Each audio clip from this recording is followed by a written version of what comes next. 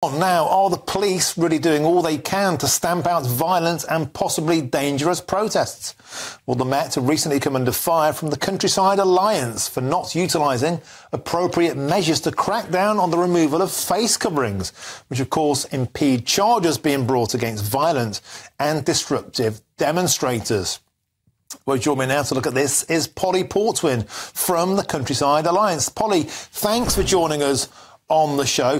A fascinating article in today's Daily Telegraph. The reason I wanted to speak to you, Polly, is that miraculously the government seems to have come up with new legislation, £1,000 fines for those people who refuse to take off face coverings, and yet the Countryside Alliance raised this issue about 8 years ago, didn't you?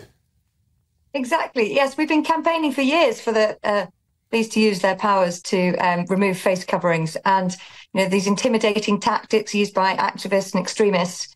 And back in 2017, the Criminal Justice and Public Order Act came in. So the police have got the powers. They just don't appear to be using them.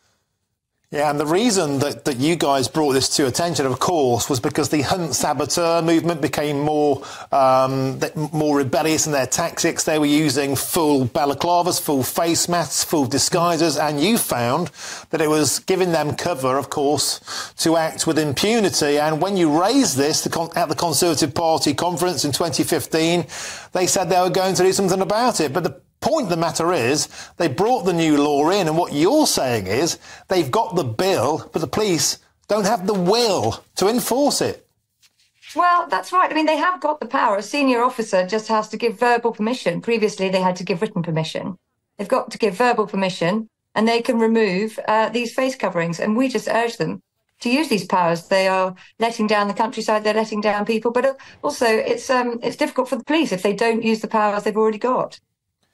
And when you see this new bill coming up, apart from the fact you must have a huge sense of déjà vu, it's Groundhog Day once again. They're promising to do what they promised to do all those years ago. But policing, of course, has moved on. People are more critical of policing now, Polly, than even back in the day when you guys were getting this force through. Do you think the police have got the will to do anything about this now, particularly when we see them standing aside when Palestinian protesters climb on war memorials and act with impunity?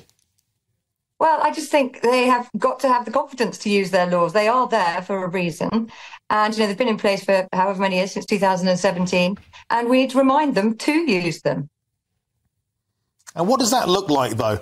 Because they have the power now to verbally ask, to request protesters to remove face coverings. We're seeing pictures on screen now, Polly, of some of those demonstrations at war memorials in central London. I went to some of them myself. And even at the cenotaph, these individuals had full face coverings. The police did absolutely nothing, even when army veterans, forces veterans were imploring them to do something about it. They simply did nothing. Well, it's pretty incompetent of the police if they're not going to use the powers they've got. You know, the country is urging them to take action over these extremists. It's not just in the countryside where grouse shoots are targeted or trail hunting. As you can see, we've got these images coming on the screen now. And you know, the will of the countryside is to get, or the will of the country is to take action against these people. They are literally abusing the law. They are using it to hide their identity. And it's time we took action.